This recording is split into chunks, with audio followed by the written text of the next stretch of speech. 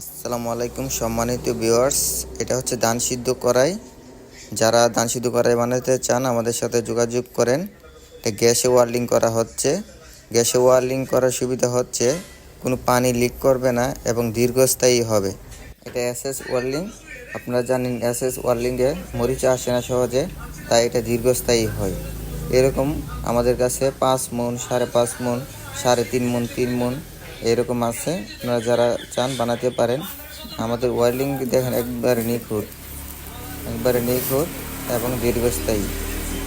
এবং এটি 14 গেজা শীট দিয়ে করা হচ্ছে। ম্যাট শিট 14 গেজা ম্যাট শিট। যারা এরকম বানাতে চান আমাদের সাথে যোগাযোগ করেন, আমাদের নাম্বারে যোগাযোগ করেন। এবং আমাদের দোকানের ঠিকানা হচ্ছে গোপীনাথপুর গরু বাজার, RFC রেস্টুরেন্টের সামনে, গুলজার মুন্সি মার্কেট।